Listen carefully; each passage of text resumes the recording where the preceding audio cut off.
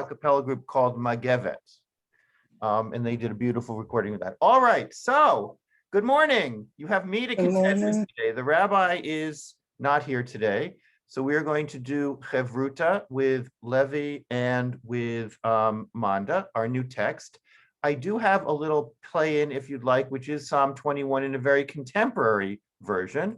And then we will break into groups of 3, and then we will come back to discuss what we discovered in our Chevruta. Would we like a little play-in from a contemporary version of Psalm 21? Yes. Okay. Sure.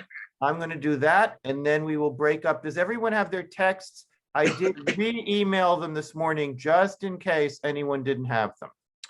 So let me share the screen.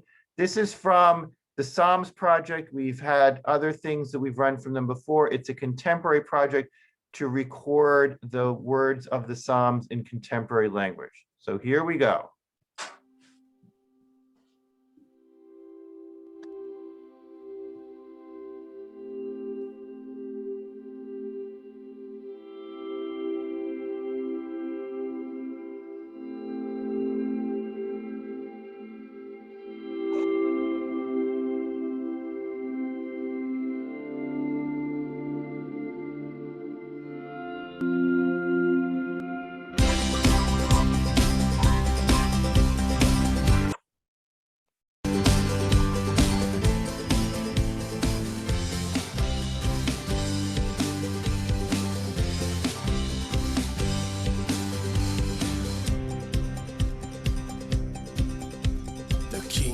Rejoice in your strength, O Lord, and in your salvation he finds his joy. For you've given him all he asked you for. You've welcomed him home with your favor, Lord. You lavish him with every blessing, set a crown of gold on his head. He cried out and you granted life forever.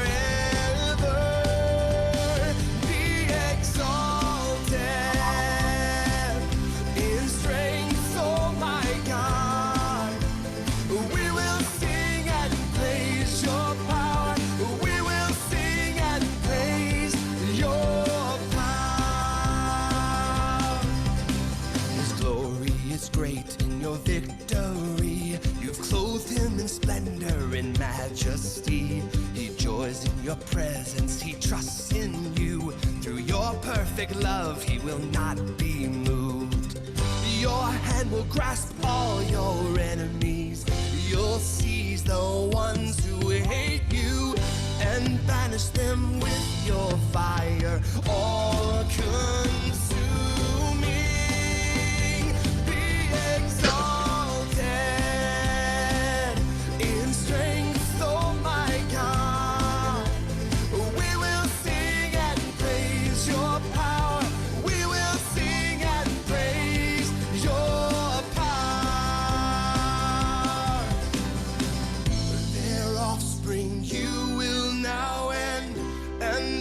Descendants from the sons of men, for evil they plan against you, Father, but it's a plot they cannot perform. You'll make them flee in fear. You'll aim your arrows at their faces. Be exalted, you have overcome.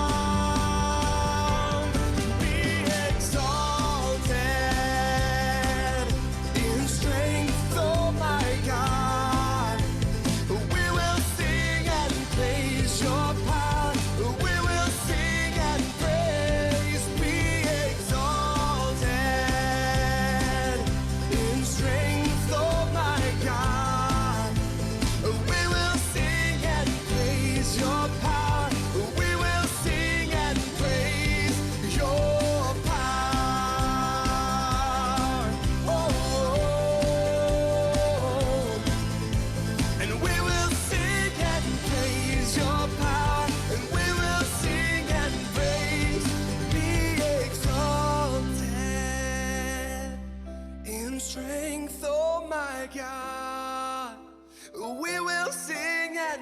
praise your power. We will sing of your great power. We will sing and praise your power. All right. Nice upbeat way to get started. If you'll notice, whoever At wrote the ASPCA, we give a voice to the voiceless. We fight. Not that I don't like dogs. They took verse 14 sort of as a refrain. So we're going into chavruta of 3. And if you have people in your chavruta who you don't know, who you haven't met yet, we have new people in the class, please make sure you take a minute and introduce yourselves to them. So Tasha, if you can do your magic, let's go in for, let's see, if we go for 25 minutes, we then have 15 minutes to come out and discuss. So sort of take notes as to 1 or 2 things, findings, light bulbs that go off as we read the Psalms. It will be Psalm 21, the Levi version, and then Psalm 21, the Barbara Munda version. Okay? Tasha, do your magic. Opening now. All right.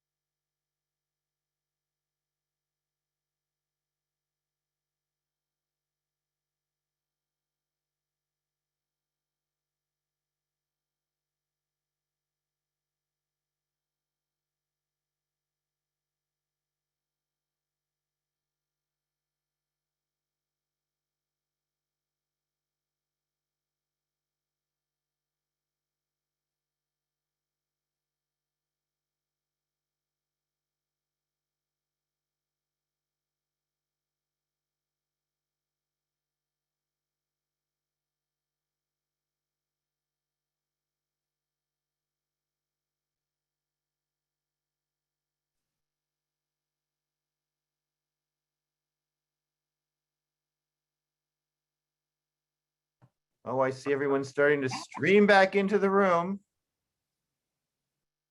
Everyone have a good breakout session? You're all muted again. Don't you want us all to be muted? Oh, I don't know.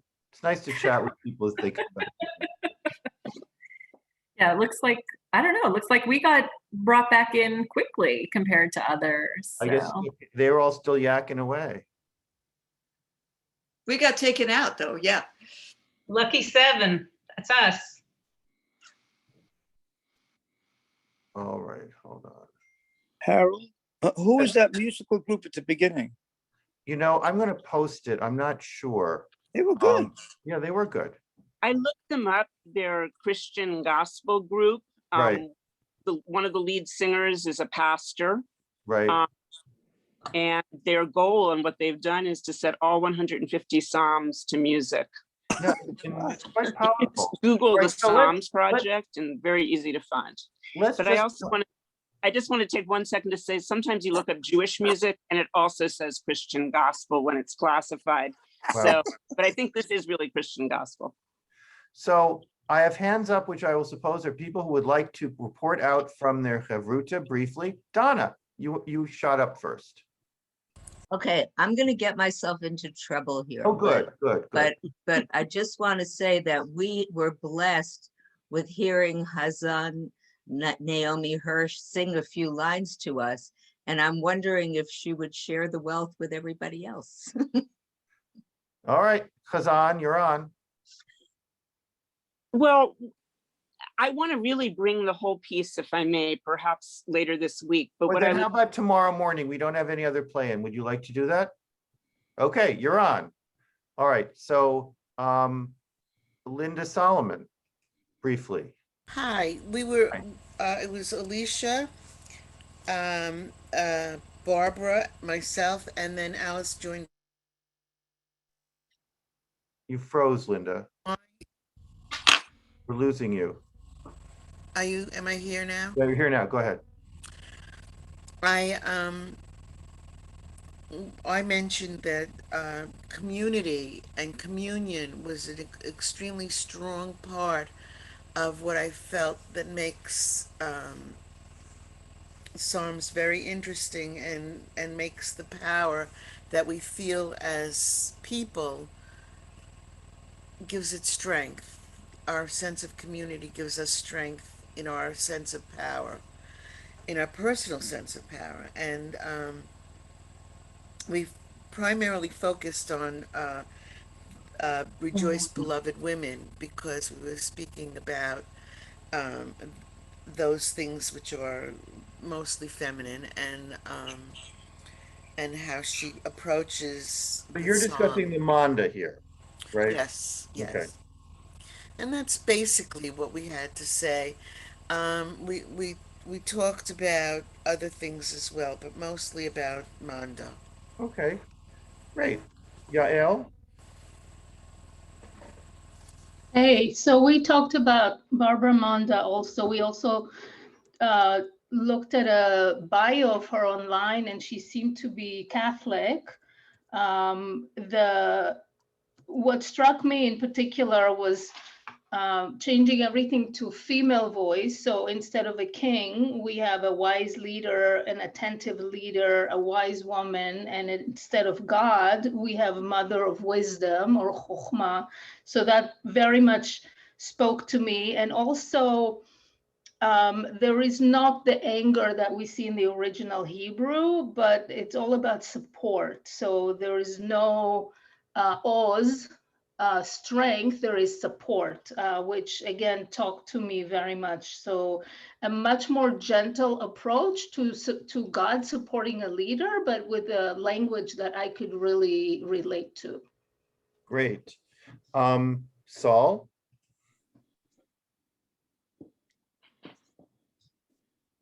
I'm coming. So we spoke about a lot of things, but what struck me most about what Peter, I was with Peter, Klein, and Judy, Hollander, is the stark contrast between the two poems. That the Levi and the original could be some victorious tribute as the king is coming back from some battle, and everybody is screaming yay, and they're singing this psalm to the king, and her psalm is calmer. She leaves out all that destructiveness in that I think is very strange in the original. Where does this come from? But if it's a tribute psalm, then yeah, that's what you do. And she's calmer and more nurturing, as Yael said, and that's that. Okay. Some of the things we talked about. Shep? Hi, yeah, I was with Robin Baslow and Golderly. And I mean, the one interesting thing we came up with was in the Levy one, which is all this usual retribution and violence. We just thought that in the context of those days, that maybe that was the Israelites' way of handling trauma. And it wasn't, they didn't have the ability to do those things, but this was a way to relieve themselves of to express their trauma and their things, but not actually to do any of it, because they couldn't do any of it. But it was just a sense of maybe God has our back and stuff. And that's not, it was just a coping mechanism. That's what we thought, psychologically. Yep. Okay. Sherry? Yes, I'm actually going to turn this over to Dean in just a moment. It was Dean Dresser and Judith and Simon and me. It was a great time. Obviously, fire came up and evil. And Dean, can you take over? Okay. What I appreciated is Simon had asked, and we agreed upon that 8 was stanza that the covenantal love of the Most High, and he will not stumble. So that the king ego was reined in by, and it's important that he had this relationship with something beyond himself. but that, you know, the verses that follow that seem violent and about fire and, you know, just ripping out everything and your time is up. Judith brought up at that point that Donald Trump has been barred from Facebook. So that felt like that stanza had meaning, but anyway, that your time is up. But anyway, following with that though, is it's important to name, I argued that it was important to name evil, that evil really is present in the world and horrible things happen. And if we don't name that, we can't wish it away. We have to know it, acknowledge it, and somehow cope with, you know, come to terms with it. But with that, the transitional to the other poem. We also, you know, Judith brought up, you know, stanza 8, that together as a nation, they take from the dark nurturance, the chakma. And we looked that up, Simon looked it up, and it's wisdom. So right. It's this dark nurturance of wisdom that they all require to grow in symbiotic harmony. And that seemed like to be the universal unity that allows the transcendent to remain separate from us as human beings and gives us something to strive towards. Okay. Randy. Good morning. So we had a wonderful Chavruta, Lori Kropman, Marcia Melnick, and myself. And the biggest theme we looked at was anger. I guess the Rabbi kind of put us on that yesterday. And as you can see, the psalm, I'm looking at Levi, we saw is broken up with the spaces into 2 to 5. It's 4 different sections.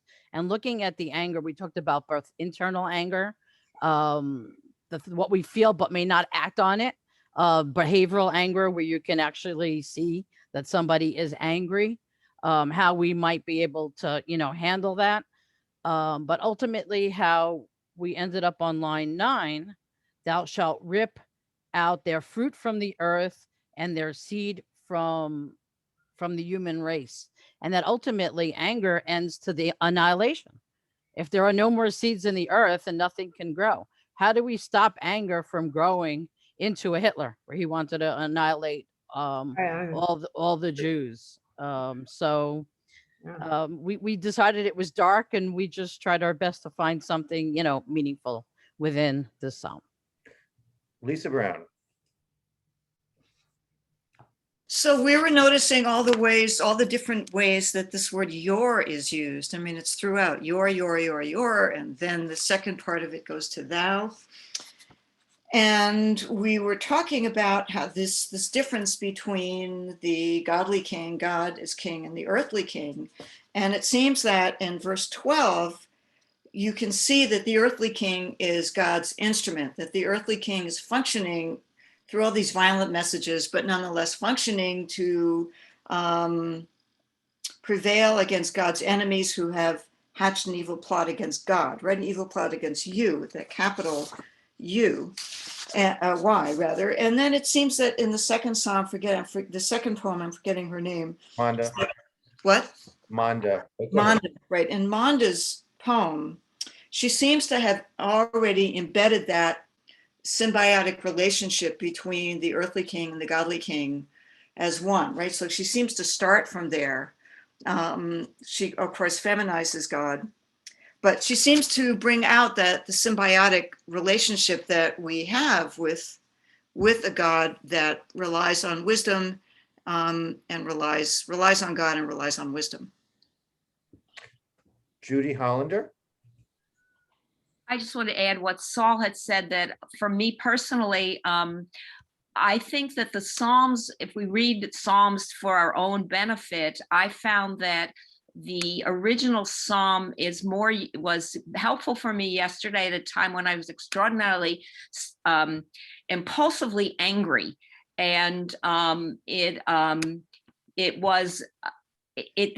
the 10, 11, 12 allowed me, it was a space where I could just, if I were screaming, it would be a place to scream. Hers is I found hers wonderful just to experience it. But I think that the Psalms may serve different purposes if we view Psalms as something that we turn to in our times of emotion. Okay. And I will give the last word to Ruth Plave. So I met with Susan Lipson and Lori Spear, and we only dealt with the Levy. We never got to Manda, but Susan pointed out that she has a book. She didn't name what the book is, that puts the Psalms into context when they, I guess scholars believe they were written and what was happening at that time. And her book says that Psalms 20 and 21 were written when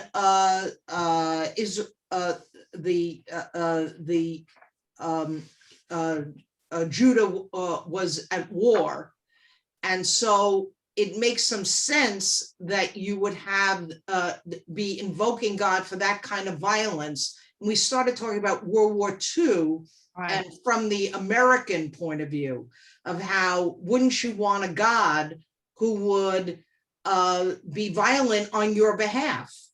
And when you're in all-out war, what does that mean? So we spent a lot of time actually being kind of sympathetic to that violence rather than being horrified by it.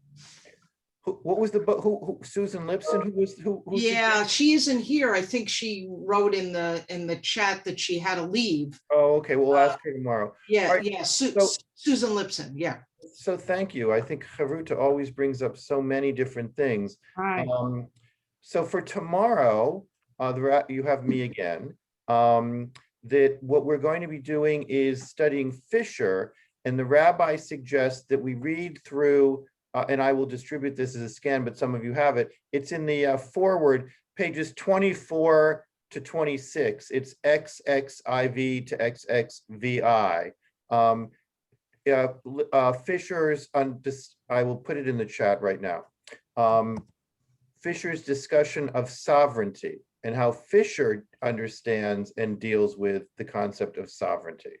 So we'll be moving on to that. And if we have a little extra time, we got some fascinating feedback in the survey about other books that people are reading. And I think if I have a minute, I'm going to make a list and we'll share it, and people can talk about the things that they're reading on their own and how they've enriched their study of Psalms. So I have a little play out, which is much calmer. It is the Latin version. It's by Tenet. It's a group of artists. I know several of the singers. It was done in a church in the village. It's very beautiful in Latin. For those of you who want to stay just a few minutes, for those of you who have to go, have a wonderful day, and we will see you tomorrow. Thank you, everybody, for this wonderful day. All right, let's go with this.